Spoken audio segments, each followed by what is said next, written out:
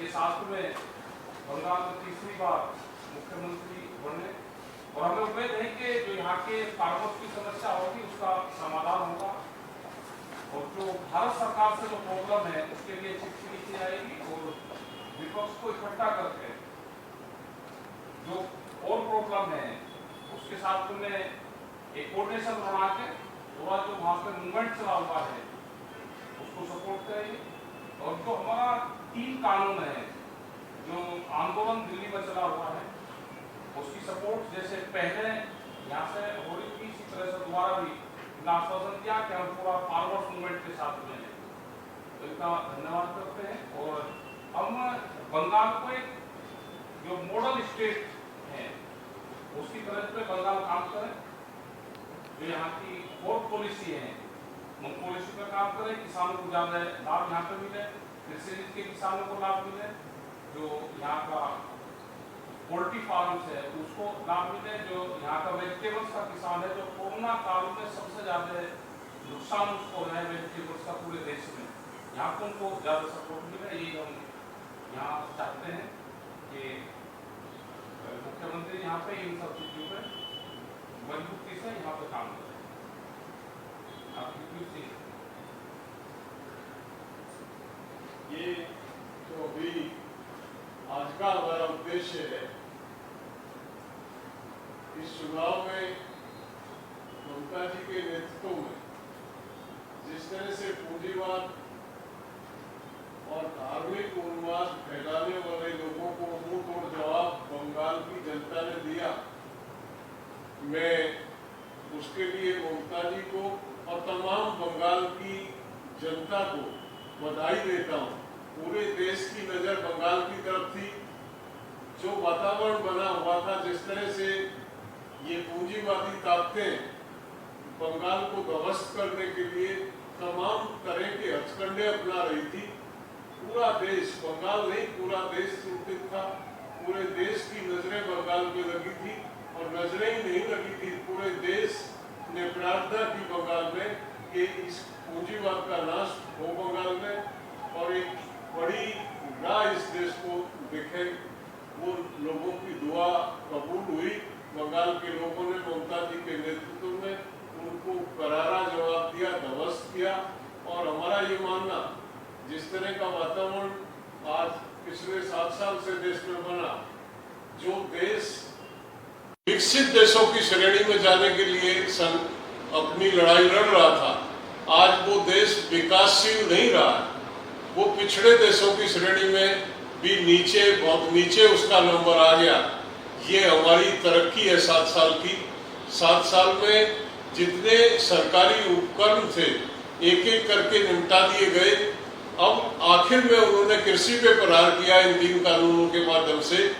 उनके जो चहेते लोग हैं, जो एग्रीकल्चर सेक्टर में पे कब्जा करना चाहते हैं, एग्रीकल्चर कृषि पे और कृषि के साथ साथ जो गल्ला जो उत्पादन है उसकी स्टोरिंग कैपेसिटी, स्टोरेज का पीडीएस सिस्टम पे टोटल वो मतलब एक उनका षड्यंत्र है। जो 1400 लाख करोड़ रुपए का जो खुदरा बाजार है देश में प्रति वर्ष का, उस पे उनकी नजर है और उस पे काबू करने के लिए ये 3 कानून लाए गए थे, जिनके खिलाफ हम दिल्ली में लगातार 7वां महीना है हम लड़ रहे हैं। और हम आभारी हैं ममता जी के, जिन्होंने अपनी विधानसभा से ये रेजोल्यूशन पास करा के कि हम इनको एक्सेप्ट नहीं करते हैं, ये फार्मर के हित में नहीं है, इनको रिजेक्ट करते हैं। तो इन्होंने वो एकदम तुरंत वो जो रेजोल्यूशन किया उससे बल मिलता है। निश्चित तौर पे हमारा जो मोर्चा वो गैर राजनीतिक मोर्चा है, लेकिन ये भी बात तय है कि सत्ता में जो लोग बैठे हुए हैं, जो इत्तेफाक रखते हैं, जो एग्री करते हैं उस एजेंडे से, उनकी मदद हमको ताकत देती है। अनेक राज्यों ने इसमें हमारा समर्थन किया है और हम जिन्होंने नहीं किया उनसे भी आज इस प्रेस के माध्यम से अपील करना चाहते हैं।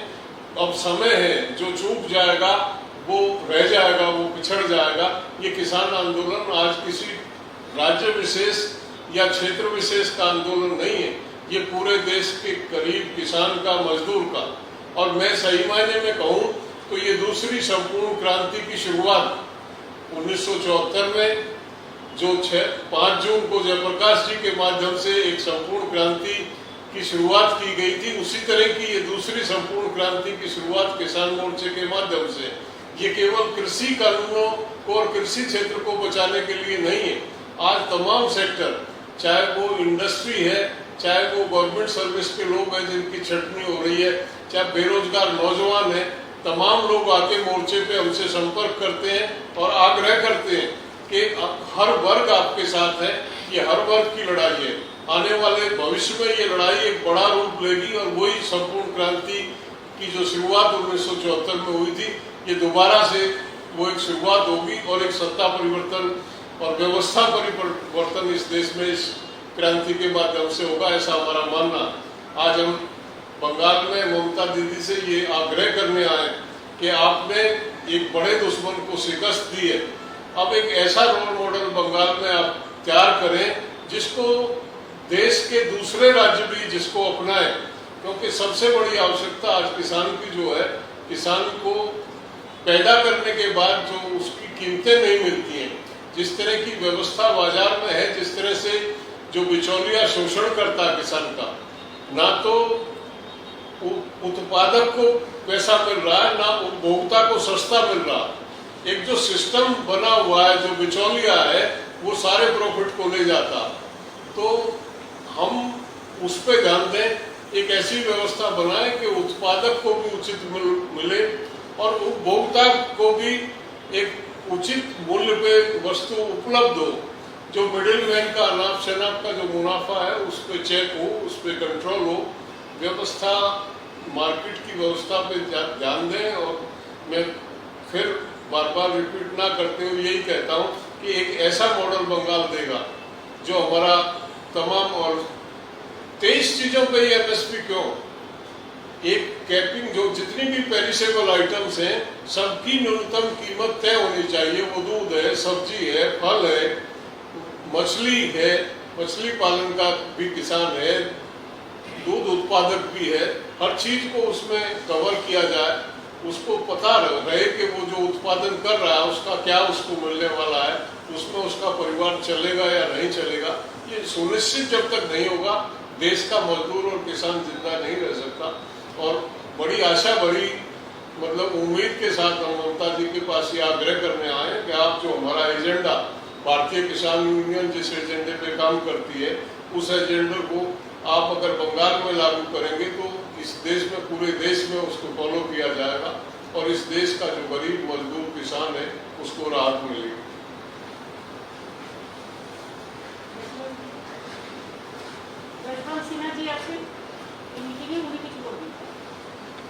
देखिए, एक मैं आप लोगों से कहना चाहता था वाइडर पर्सपेक्टिव में कि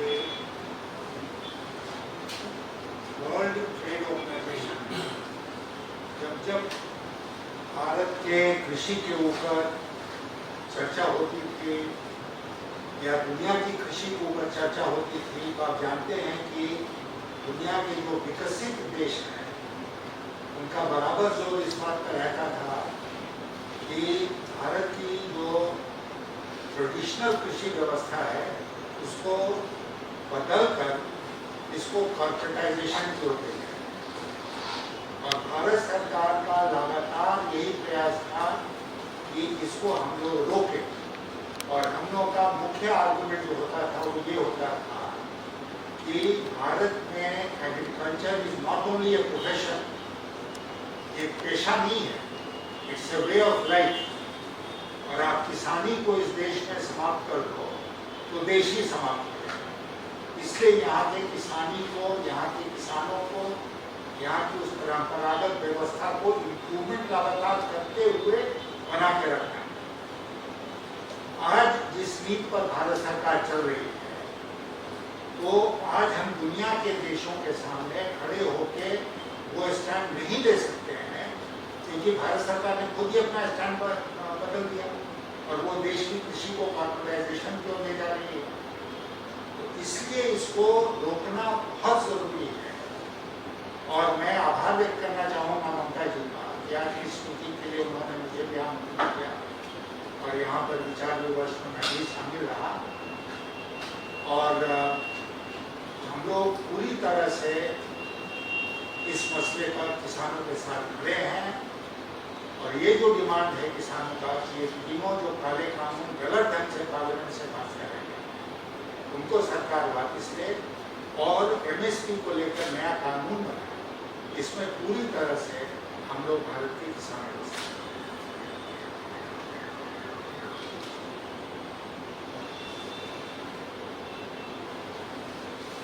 ने आपने सुना कि किसान मोर्चा को नेता लोगों ने शिकायत दिया, नादर्स दिया ऑलरेडी उन्होंने कहा, और हमारा जसवंत सिन्हा जी भी बताया कि किसान का मूवमेंट के ऊपर में हम लोगों का पूरा सपोर्ट है। इसका सपोर्ट में हम असेंबली में रेजोल्यूशन करके भी उसको रिजेक्ट किया है और हमारा बराबर शुरुआत से हमारा एमपी टीम को हम भेजा था और हम भी 3-4 दफे भाषण भी दिया है उधर में। तो इसी के लिए हम जैसे किसान मूवमेंट बंगाल में आपको पता है कि हम सिंगूर मूवमेंट से शुरू किया था और 26 दिन हम हंगर स्ट्राइक भी किया था कि किसान का ज़मीन नहीं लेना चाहिए फोर्सफुली। अरे हम कानून बातिल किया था और अभी हमारा स्टेट में कानून है कि फोर्सफुली कोई लैंड नहीं लेना चाहिए, किसान का नहीं लेने देंगे। इसी के लिए हमारा कानून भी है, मॉडल है इंडिया का। तो इसी के लिए किसान मूवमेंट जैसा जारी है उसको हम लोग चाहते हैं जितना दिन तक उसको डिमांड ना फुलफिल हो इतना दिन तक वो लोगों को पूरा सपोर्ट करने के लिए हम लोग तैयार है। उन्होंने एक रिक्वेस्ट मेरे को किया कि अपोजिशन का जितना चीफ मिनिस्टर है सबको साथ बात करके अगर एक दिन वो लोगों का साथ भी हम लोग वर्चुअल कॉन्फ्रेंस एक साथ में मिल के कर सकती हूँ। और उन्होंने उसका जो प्लेटफॉर्म है उसका नीचे में एक प्लेटफॉर्म बनाएगा, वो प्लेटफॉर्म में हम लोगों को भी आमंत्रित किया है जाने के लिए। हम लोगों ने कोविड थोड़ा डाउन होने का बाद इसका बारे में चर्चा करेंगे, लेकिन हम जरूर चीफ मिनिस्टर लोगों ने जो हमारा दोस्त है हम लोगों ने बात करेंगे कि इसका जो मूवमेंट चल रहा है इसी के बारे में हमारा सबका ओर से एक यूनिफॉर्म लेटर जाए, जैसे लोकसभा चुनाव का पहले लोकसभा आने का पहले वो लोगों को भी मदद मिले। यही बातचीत हुआ है। और कोविड से लेकर किसान और बेरोजगारी से लेकर इंडस्ट्री आज भूखा है हिंदुस्तान। इसको पॉलिसी के लिए भूखा पॉलिसी के लिए ऐसा पॉलिसी बना दिया, फोर्सफुली सब बिल कानून पास करके लेता है और ऐसा ऐसा कानून बनाते हैं जिसमें आज इंडस्ट्री सफर कर रहा है। आज इवन कोविड जो मेडिसिन इक्विपमेंट्स उसमें भी जीएसटी ले रहा है। किसान का मूवमेंट 7 महीने से चल रहा है। आज जनवरी महीने से कोई बात भी नहीं किया है लोगों का साथ। क्यों नहीं किया है? ये लोग तो हमारा देश का ही आदमी है। बात करना क्या मुश्किल होता है? बात करके अगर 3 बिल वापस ले तो क्या होता है? जो किसान नहीं मानते हैं तो किसान के ऊपर उसको छपा देने का, फोर्सफुली इम्प्लीमेंट करने का तो कोई कारण नहीं होता है। तो इसी के लिए हमारा भी मांग है किसान का 3 बिल विड्रॉ करे। दूसरी बात यह है कि इसको गलत पॉलिसी के लिए कोविड में बहुत सारे आदमी मर गया। हमारा 18 to 45 ईयर्स जो हमारा एम्प्लॉय यंग जनरेशन है, मिडिल एज जनरेशन है, बहुत सारे मर गया। और अभी भी कब आएगा, कैसे आएगा, डिस्ट्रीब्यूशन क्या करेगा मेरे को पता नहीं है। अभी भी कहते हैं कि 25% प्राइवेट को जो देंगे वो भी हम डायरेक्ट सेंट्रल से देंगे। क्यों डायरेक्ट सेंट्रल से देंगे? अगर स्टेट गवर्नमेंट फेडरल सिस्टम में स्टेट का health it is a joint subject, लेकिन स्टेट का ही सबको इम्प्लीमेंट करना पड़ता। टीका अगर देना पड़ता है तो स्टेट को ही देना पड़ता है। तो इसमें उन्होंने क्यों प्राइवेट सेक्टर को देंगे? उनका नहीं होना चाहिए। स्टेट को डिवाइड करने के लिए, स्टेट का पॉलिसी को डिवाइड करने के लिए एक कोविड पॉलिसी हम लोग को पता ही भी नहीं है अभी तक, गाइडलाइंस भी पता नहीं है अभी तक क्या कर रहा है। एक दिन जा रहा है और डेड बॉडी उत्तर प्रदेश से भसा दे रहा है और नदी में चलता है डेड बॉडी। हमारा भी बंगाल में डेड बॉडी मिला, बिहार में बहुत सारे मिला, कोई ध्यान ही नहीं है कितना डेड बॉडी नदी में उतार दिया, गंगा में उतार दिया। ऐसा कोई ऐसे देश चल सकता है? तो इसी के लिए 7 साल में जो बीजेपी ने जो राज चलाया वो खाली खबरदारी करने के लिए, जबरदस्ती करने के लिए जो काला कानून है, काला कानून के ले आने के लिए, किसान को हत्या करने के लिए, इंडस्ट्री को बंद करने के लिए, बेरोजगारी बढ़ाने के लिए, कोविड से लेकर किसान तक पूरा आज हिंदुस्तान आज धुक रहा है। इसी के लिए हम लोग भी चाहेंगे कि किसान का मूवमेंट स्ट्रांग हो। अनएम्प्लॉयड का यूथ का बहुत सारे नौकरी चला गया। सेंट्रल गवर्नमेंट को एम्प्लॉयज़ का अभी काम का भरोसा नहीं है, इंडस्ट्री की भी इनकम नहीं है। और अभी तो जैसा लॉकडाउन और डिफरेंट जो सिस्टम चल रहा है कोविड के लिए, देश में इकोनॉमी आज डिजास्टर में चला गया है। एक तो natural disaster we are facing और एक political disaster we are facing. कोई नहीं कुछ बोलता है तो उसको ऊपर एजेंसी लगा देता है, यही तो है उसका काम, और कोई काम नहीं है। ऑफिसर को भी डराता है, ऑफिसर को लिए भी कानून बना दिया कि उन्होंने कोई लिखने भी नहीं सकता है, कोई पुस्तक भी नहीं ले सकता है, कोई बोल भी नहीं सकता है। बोली में भी बंद कर दिया, जैसे नोटबंदी किया था अभी बुली बंदी कर दिया, बुली भी बंद कर दिया। ऐसे तो नहीं चल सकता। India is a democratic country, तो इंडिया को डेमोक्रेसी लोकतंत्र को रक्षा करने के लिए जो भी होना है, हम अपोजिशन जितना भी है सबको रिक्वेस्ट करने चाहूँगी। और बीजेपी का भी बहुत सारे पुराने लोग हैं जो पुराने घराना का आदमी है। आज जो नौजवान भी बीजेपी में चला गया था मोदी को देख के, वो लोगों को वापस आके एक इकट्ठा होके हिंदुस्तान को बचाने के लिए, हिंदुस्तान के तैयार करने के लिए, किसान को बचाने के लिए, यूथ को बचाने के लिए, मजदूर को बचाने के लिए, सबको इकट्ठा होने के लिए हमारा मिनती रहेगा। और 100 हर चीफ मिनिस्टर एक साथ में हो, फेडरल स्ट्रक्चर में। स्टेट गवर्नमेंट का भी एक यूनियन होना चाहिए, जो यूनियन में एक साथ में मिलके अगर कोई स्टेट को ये लोग हैरेस करे तो और सब स्टेट मिलके उसको फाइट करे। यही मेरे को बोलना है। हमारा बहुत बहुत धन्यवाद है कि बहुत दूर से टिकिया जी अनादर लोग ये लोगों ने आया है इधर में। पार्टी का जनरल सेक्रेटरी भी बताया, तो आपका नाम थोड़ा बोल दीजिए ना। विवेक युद्धवीर सिंह, जनरल सेक्रेटरी भारतीय किसान भारतीय जनता संयुक्त मोर्चा का। तो मैंने उसको भी, हमारा बंगाल का भी लड़का है, उधर भी लास्ट में बैठे हैं, सबको मैं स्वागत किया है। और बंगाल का जो भी हमारा सपोर्ट चाहिए हम देने के लिए तैयार हैं।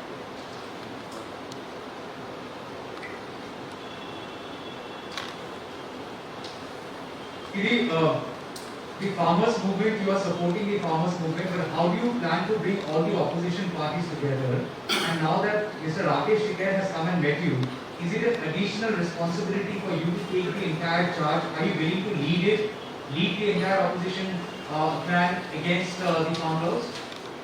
नहीं, फार्मर्स के लिए, किसान के लिए, जो किसान संयुक्त मोर्चा जो 7 महीने से मूवमेंट कर रहा है, ये लोग चाहते हैं कि देश भर, ये तो खाली हरियाणा और पंजाब और उत्तर प्रदेश का नहीं है, पूरा देश का है। किसान तो हर देश में, हर प्रांत में रहते हैं। तो इसी के लिए अगर हम लोग सब मिलके एक इकट्ठा होके उनको साथ में हम रहे तो सबसे बढ़िया होगा। तो इसी के लिए हम, you forget my name, I don't want to lead it, but we think it is a collective family. Let us work together. Ma'am, I have one more question about the Prime Minister announcing absolute free vaccine for all from June 21st. How do you see this drive? While the Prime Minister was addressing the nation, he also kind of indicated that states have not been able to contain it, perform.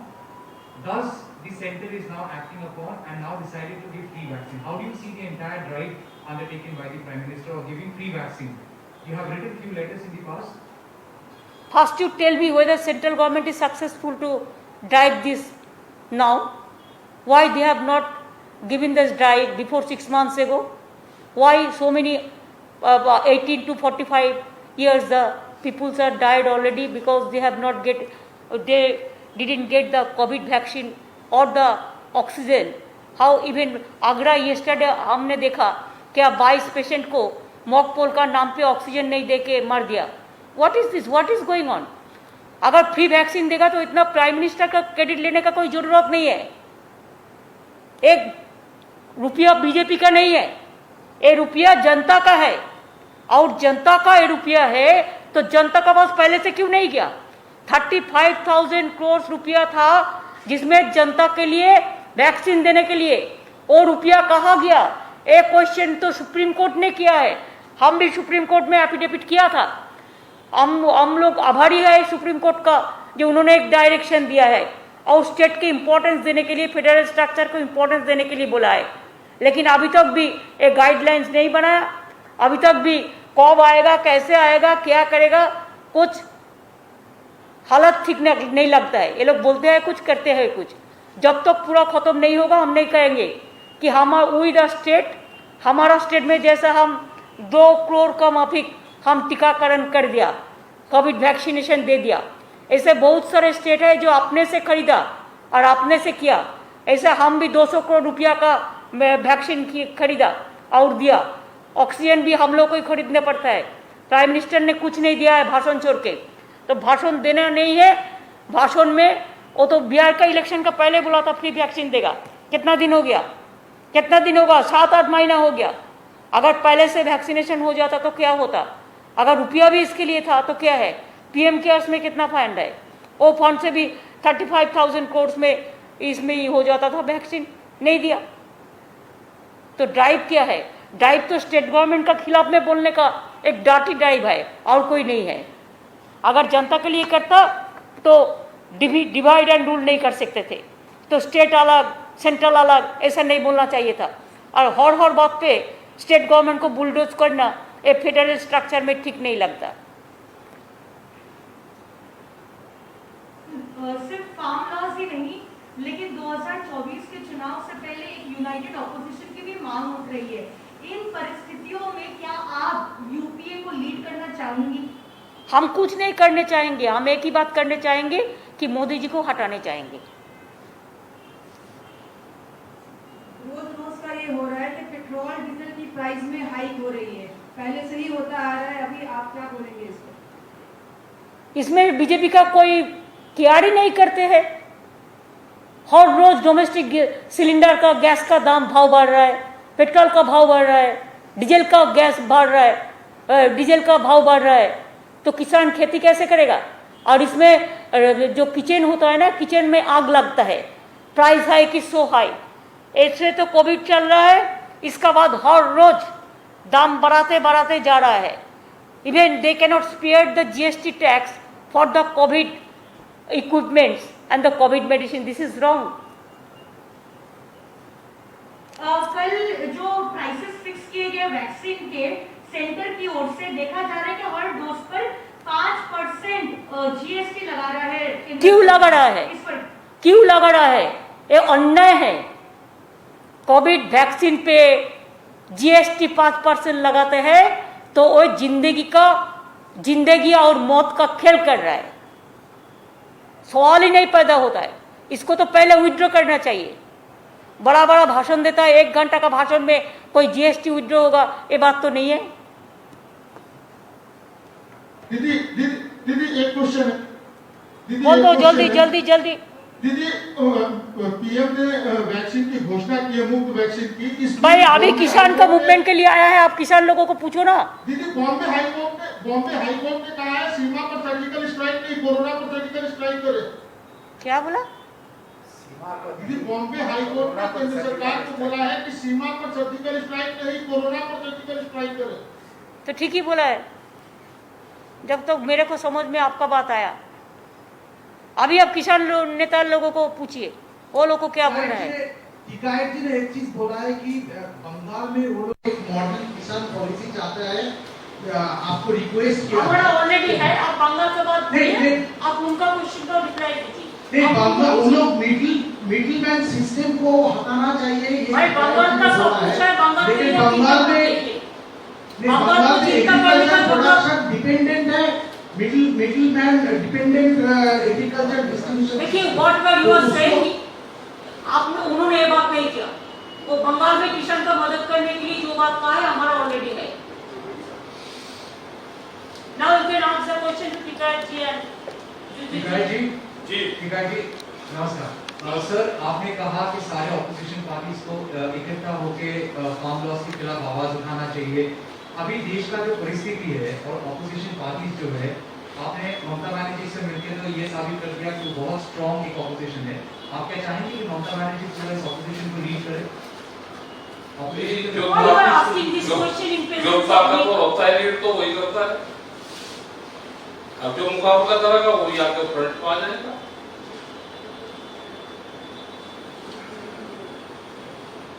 Sir कुछ सुनाई नहीं दे रहा थी sir. मैं ये कह रहा कि ताकतवर अपनी जगह अपने आप बना लगता है,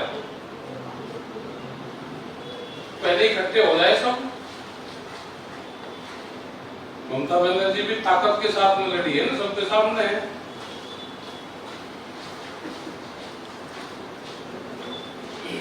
विधानसभा चुनाव से पहले आप नंदीग्राम भी आए थे, महापंचायत की थी और आपने नो वोट टू बीजेपी का कैंपेन भी चलाया था। सामने कुछ और राज्यों में चुनाव है, यूपी में भी है, क्या आपका ऑर्गेनाइजेशन वहां भी जाएगा और फिर एक बार ये मुहिम छेड़ेगा वहां पे कि बीजेपी को वोट नहीं दिया जाए? हाँ बिल्कुल मुहिम छेड़ेगा और यही मुहिम रहेगी कि बीजेपी को वोट मत दो।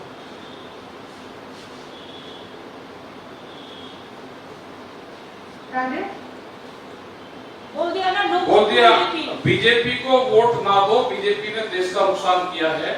अगर बीजेपी आएगी तो स्टेट बेचना शुरू करेगी। अगर बंगाल में बीजेपी आती तो जो टैक्सी चल रही है ना ये खत्म होती, झगड़े होते और आधा बंगाल बिकता।